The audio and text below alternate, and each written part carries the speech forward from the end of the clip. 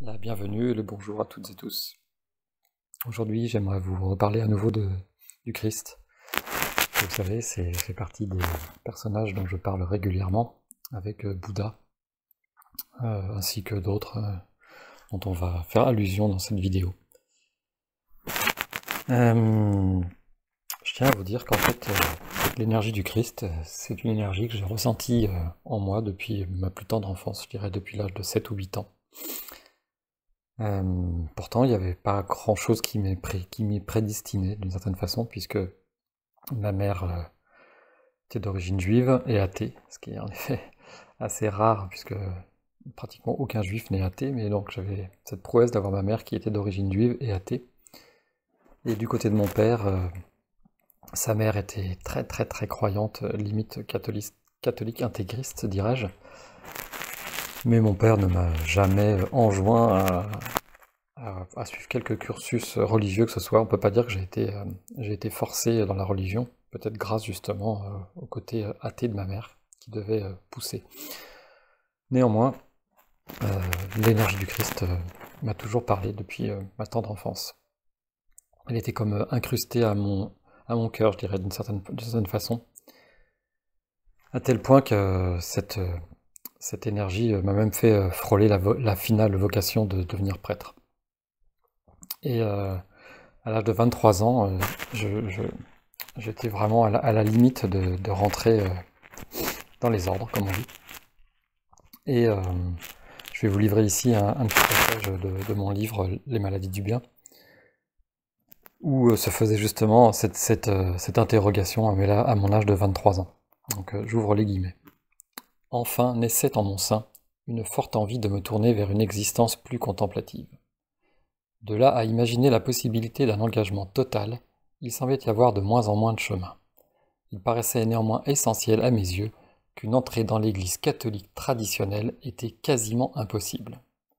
Comment aurais-je pu engager mon corps et mon âme dans une institution riche à millions, propriétaire terrienne et surtout aussi profondément structurée que hiérarchisée? Plus je découvrais ce que je considérais être l'enseignement véritable du Christ, et plus le fourvoiement du catholicisme me sautait aux yeux. Comment avait-il pu s'accorder avec un Messie qui s'était éternellement refusé à posséder quoi que ce soit, et à la totale liberté d'action, de pensée et de parole? Il avait ostensiblement refusé d'établir une hiérarchie parmi ceux qui le suivaient. Pourtant, semblait-il avide d'être tous son préféré. N'est-ce pas lui qui vivait au jour le jour sans se soucier des frasques des contingences matérielles? Cette façon d'exister avait fini par mettre durablement sa propre existence en péril. Pour l'ensemble de ces raisons, il était inconcevable que j'entre dans ce cursus catholique. Mon dévolu se serait aisément porté sur l'ordre des petits frères des pauvres. Leur engagement sans faille, où la nécessité se faisait réellement sentir, m'attirait. Rester humble et sans grade se révélait être la plus juste des voies.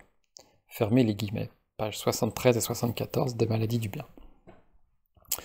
Comme vous pouvez le voir, au travers de cet extrait, j'étais donc très marqué par l'énergie du Christ, mais pas par celle de l'énergie de l'Église catholique et des églises en général.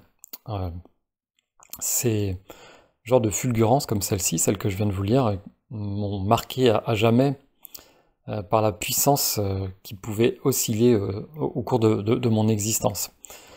Parfois très très très puissante, d'autres fois plus atténuée. Les années ont passé et en fait je n'ai jamais cessé de continuer à écouter cette petite voix intérieure qui s'était manifestée avant même l'âge de mes 10 ans. J'aurai l'occasion de vous faire un jour une autre vidéo sur sur le concept de la petite voix et à quelle occasion je l'ai entendue pour la première fois, alors que j'étais à peine âgé de 10 ans, comme je viens de vous le dire. Au cours de ma vie, du coup, à partir de cet âge, dès l'adolescence, je me suis laissé porter des coups par la société, par la morale judéo-chrétienne, par les convenances, ainsi que la prétendue morale, donc. Mais la flamme profonde n'a jamais été complètement éteinte à l'intérieur de moi.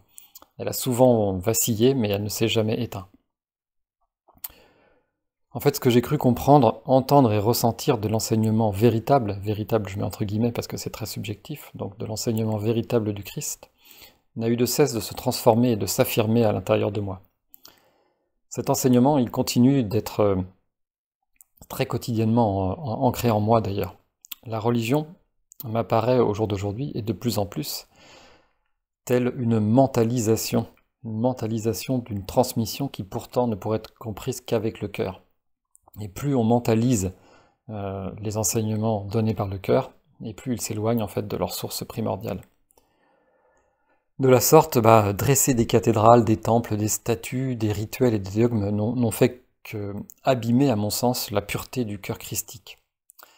Oui, il peut sembler juste et utile aux hommes d'avoir tout cela à portée de main, donc des églises, des temples, des statues, d'être dans la matière et le pragmatisme, mais en fait, si on s'interroge bien, qu'est-ce que c'est au regard de l'enseignement réel du Christ? Qu'est-ce que toutes ces statues, ces églises, ces dogmes, ces rites, finalement, aux yeux de l'enseignement pur du cœur du Christ? Je m'interroge vraiment là-dessus, et je m'interrogeais déjà à l'âge de 20 ans. En fait, le Christ fut pacifique jusqu'au bout de sa mission. Rebelle aussi, par le fait qu'il était dans une insoumission aux yeux des institutions juives de l'époque. C'est ainsi qu'il m'apparaît. Toujours pacifique et rebelle en même temps. Il aura cheminé jusqu'à la fin de son existence terrestre sans compromission aucune, je crois. Et ça me laisse deviner que la logique matérialiste de la religion, en fait, touche à sa fin au jour d'aujourd'hui. Elle aura été, elle aussi, jusqu'au bout de sa vision, aussi fâcheuse qu'elle a pu être trop souvent. Mais aujourd'hui, sous cette forme actuelle, arrive sa juste extinction, prête à retourner aux cendres de l'impermanence. Comme le disait le Christ, il vient un temps où tout est accompli. Et je crois que ce temps est accompli, ou quasiment accompli. Et ce temps est en train de venir à grands pas vers nous. Je crois que les signes de la disparition d'une religion construite sur la pierre, en lieu et place du cœur, est en train d'arriver. Et mon cheminement intérieur n'avait jamais cessé de vivre en moi, et quelques années après ce passage que je viens de vous lire, quand j'avais 23 ans, mes introspections continuaient de liquéfier tous les schémas préétablis que nous impose en fait la religion. Et je me rendais compte d'ailleurs, avec grande force, qu'aucun enseignement, d'où qu'il puisse venir, ne devait rester sourd à mes oreilles, qu'il fallait être capable d'entendre et d'apprendre tout ce qui était présenté. Donc du coup, au travers de Bouddha, Socrate, Gandhi et tant d'autres, tous les éclairages pouvaient venir enluminer mon chemin de recherche et de sagesse. Et du coup, je vais vous citer un autre passage des maladies du bien qui correspond à cette période de ma vie, qui était plus proche cette fois-ci de la trentaine. Donc j'ouvre les guillemets. Plus que jamais, le message de Socrate faisait écho à ma compréhension. Connais-toi toi-même. N'est-ce pas au final une affirmation pré-socratique? Ces hommes ne disaient-ils pas autre chose que de se découvrir au travers de l'introspection? Fallait-il s'instruire de cette part de l'infini qui est en chacun de nous? Mes méditations et prières devenaient ainsi des ouvertures béantes et directes sur l'univers. Au cœur d'une d'entre elles, je m'interrogeais alors. Qu'ont donc fait les instances catholiques? Elles qui avaient tant et si bien trahi le trésor de Jésus. Je pensais sincèrement que son enseignement véritable était de cette teneur. Aller par-delà le bien et le mal. Il demeurait impératif d'apprendre à se connaître, reconnaître, afin d'entrevoir nos bontés enfouies. Une voie royale vers une éthique sans faiblesse. L'ensemble des réponses devait se trouver à l'intérieur. Chacun semblait aussi bien équipé que tout autre afin de le découvrir. Le « connais-toi toi-même » devenait un passe-frontière d'une morale trop étriquée vers un sésame à l'univers nourricier. Avec un tel maître, s'était présentée une chance unique pour notre monde. L'empêtrement des lois et des obligations rituelles, le Christ les avait tellement mis à mal. Il les démontait sans les nier, bien au contraire. N'était-il pas lui-même le pur produit de ce grand judaïsme qu'il voulait réformer? Il livrait une seule et unique conquête possible au travers de son fameux « aime ton prochain comme toi-même », c'est toi-même. Appel solennel à l'amour dans son plus simple apparat, sans artifice et sans calcul. Une véritable liberté, avec pour seule envie que celle de prendre soin de son prochain comme de soi, comme le soi. Cruelle fut la terrible vengeance de ceux qui avaient tant à perdre. Il aurait été inconcevable de laisser ce Christ renverser tous les pouvoirs si bien gardés par leurs soins. histoire récurrente de ce monde. Et pourtant, sa mort sonnait tel un salut pour ceux qui avaient entendu sa parole. Un aussi précieux qu'extraordinaire rendez-vous afin de vivre délivré. Certains suivirent son exemple jusqu'au sacrifice le plus ultime, celui de leurs propres existences. Comment aurait-il pu mieux montrer le niveau acquis de libération? Quel meilleur témoignage possible de leur compréhension? Cette fissure, cette cassure, cette merveilleuse ouverture allait être portée par une poignée tentant de donner naissance au christianisme. Trop de sacrifiés, de suppliciés et de morts pour que, comble du malheur, une poignée ne fasse main basse sur la révélation. Il dictait et imposait de nouvelles lois, de nouveaux mots, des mots MOTS, mais aussi des mots MAUX, aussi affligeants que les précédents. Confiscation instantanée de l'affranchissement. Imaginez donc le niveau de dangerosité maximale pour les détenteurs du pouvoir. Il fallait très vite imposer l'autodafé.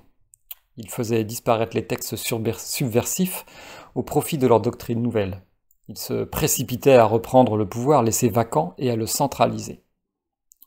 Ne restait qu'à jeter de temps à autre les miettes du festin de la liberté à ces peuples affamés. De toutes les façons, ils ne l'avaient point eu suffisamment en bouche pour goûter à la magnificence de sa saveur.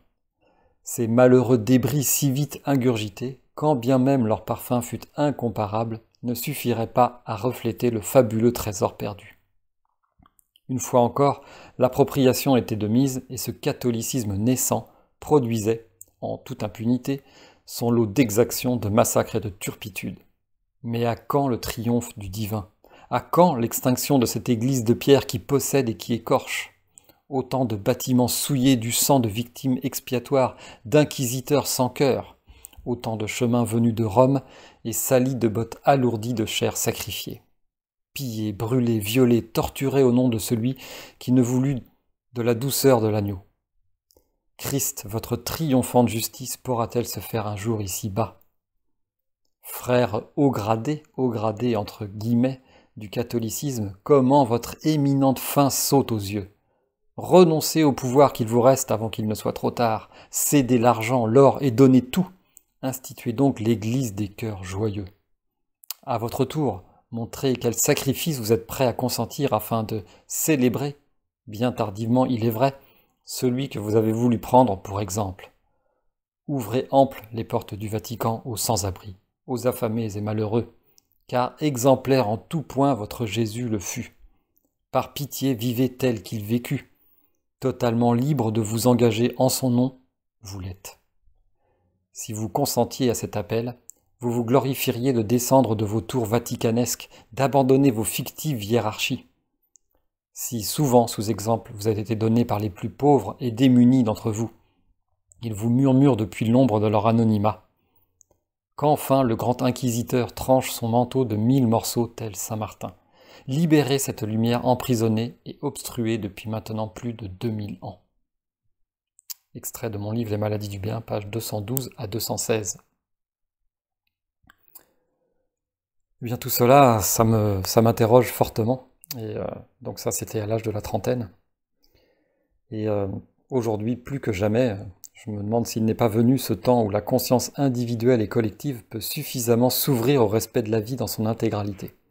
Je dis bien dans son intégralité, c'est-à-dire qu'il faudrait à nouveau que nous soyons capables de nous ouvrir au respect de la vie des animaux, de l'ensemble des animaux qu'il y a sur cette planète, s'ouvrir suffisamment au respect de la vie du végétal dans son ensemble, s'ouvrir au respect de la vie dans son intégralité, c'est-à-dire aussi au minéral. Parce que manger des animaux, ça me paraît pas juste, c'est se nourrir de la souffrance et d'êtres qui sont venus s'incarner sur cette terre pour vivre la même expérience que la nôtre. Une poule a des poussins et elle les aime comme une mère aime ses enfants. Une vache a des veaux et elle aime ses veaux comme une mère aime ses enfants. Quand on lui arrache ses poussins, quand on lui arrache ses veaux, eh bien c'est juste absolument inhumain et ce n'est pas digne de notre condition d'être spirituels et lumineux. J'en suis vraiment convaincu. Après, il est important de ne pas juger, donc je ne juge pas ce qu'ils font. Je ne suis pas né moi-même végétarien, j'ai moi-même mangé de la viande, du poisson, sans me rendre compte de ce que ça pouvait engager en termes de souffrance pour ces animaux, mais aussi en termes finalement de souffrance pour moi-même, puisque ingurgiter de la souffrance, se nourrir de la souffrance, c'est créer de la souffrance en soi.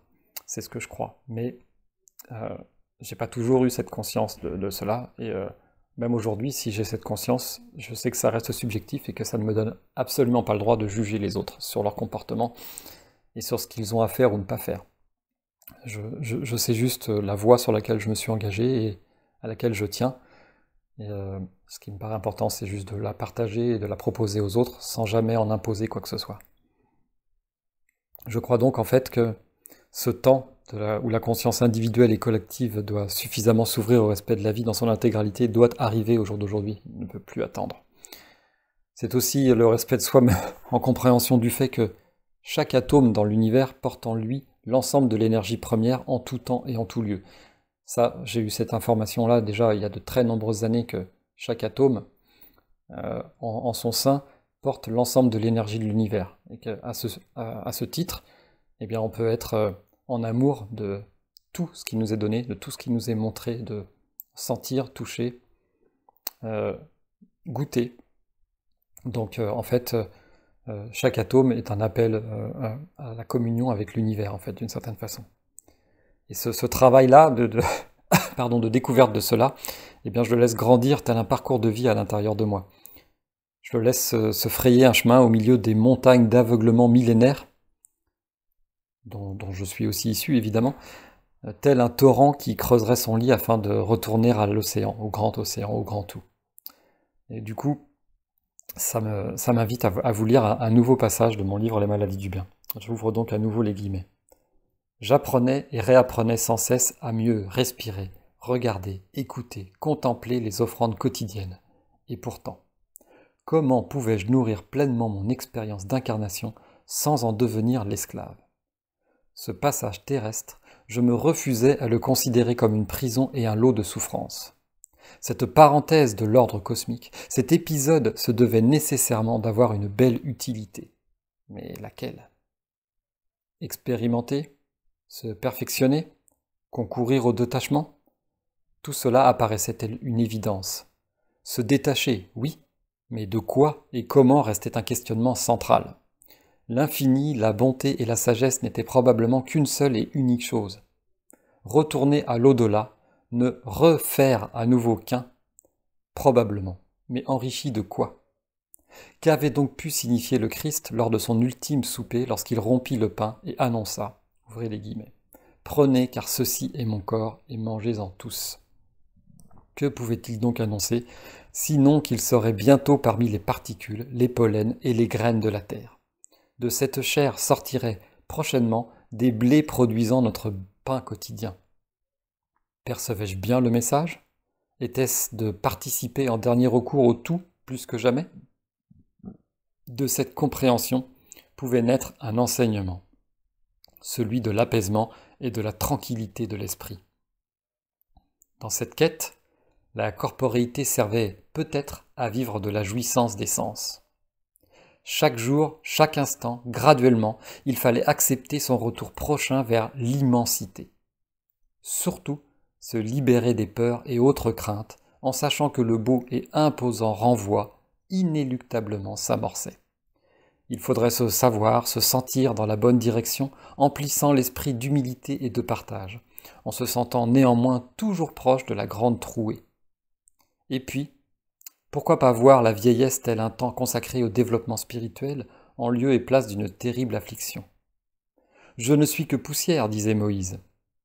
Poussière de cendres, de sable, d'étoiles ou de mer, mais dispersée aux quatre vents des 4 points cardinaux. Aller s'oublier dans l'éternité sans durée et sans temps. Néanmoins, ici-bas, impossible de faire corps sans corps.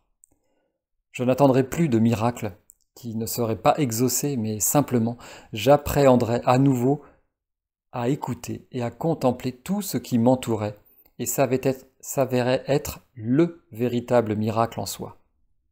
Pourquoi sans cesse me mettais-je en quête d'extraordinaire et qui plus est immatériel, là même où le fantastique du règne créatif s'offrait à tous dans chaque instant ?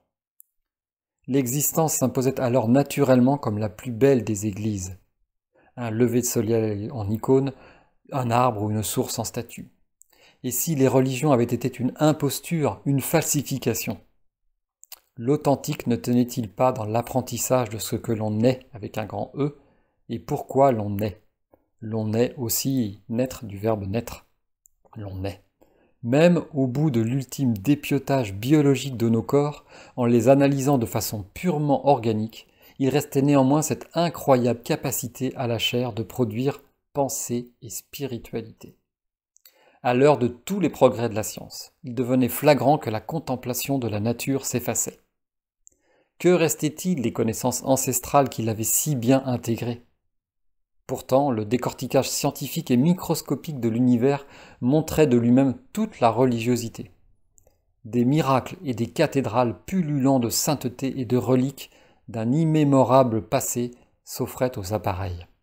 De découvertes, il n'y en avait point. Seulement des confirmations de connaissances presque oubliées ou refoulées.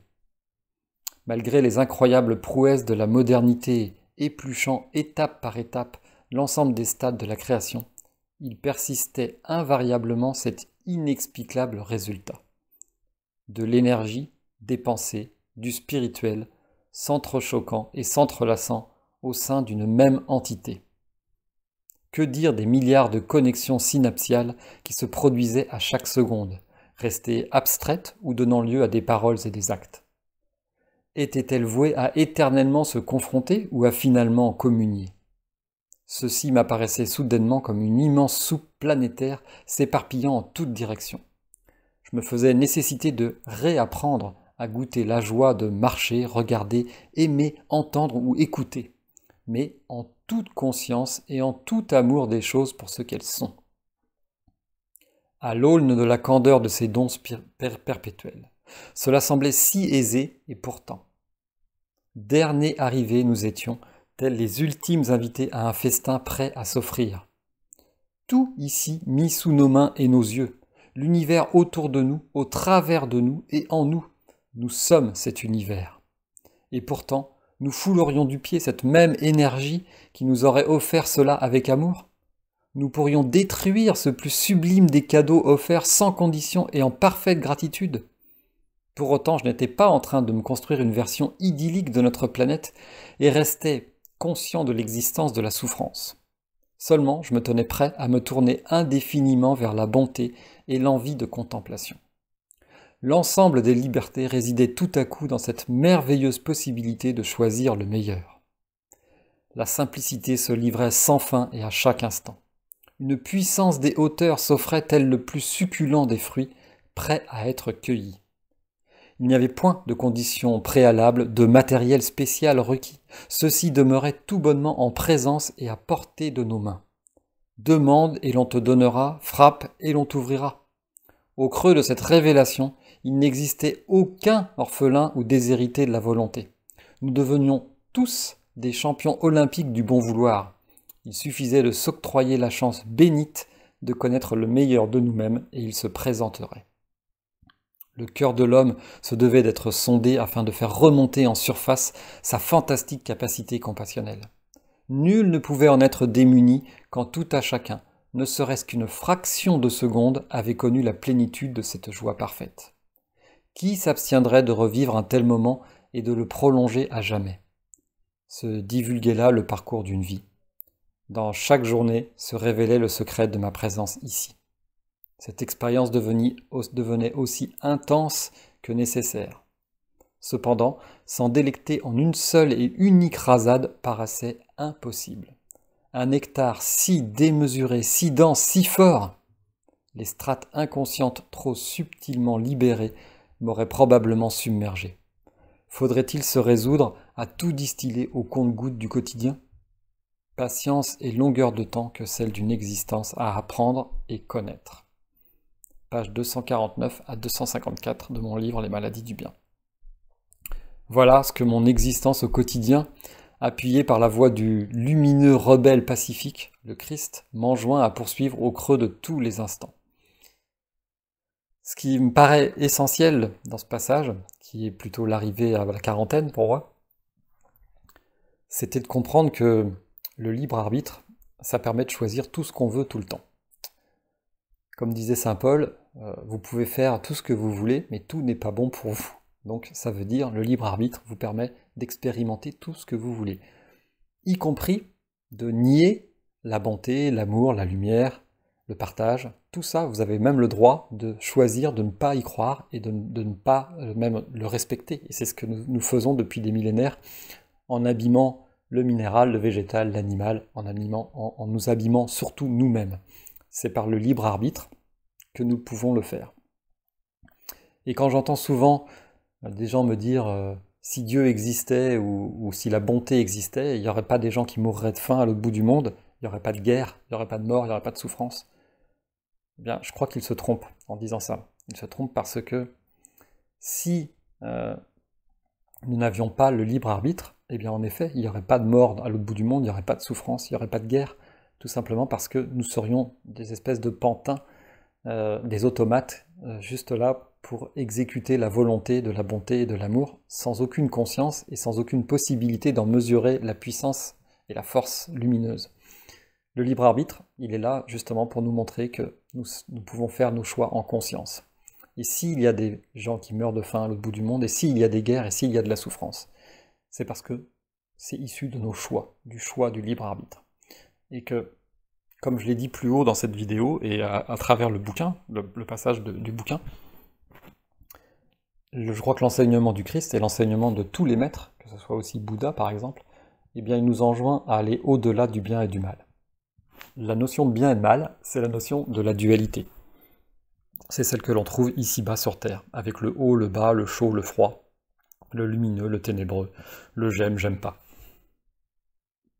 Ça, c'est l'expérience qu'on est venu faire dans la matière, d'expérimenter ce que sont les polarités différentes. J'ai parlé déjà plusieurs fois dans des vidéos des polarités sacrées, du féminin et du masculin. Ces deux énergies qui pourraient paraître antagonistes et opposées, comme le bien et le mal par exemple, sans évidemment aucune connotation pour mettre le bien d'un côté ou le mal de l'autre, c'est évident, eh bien tout ça, ça se transcende.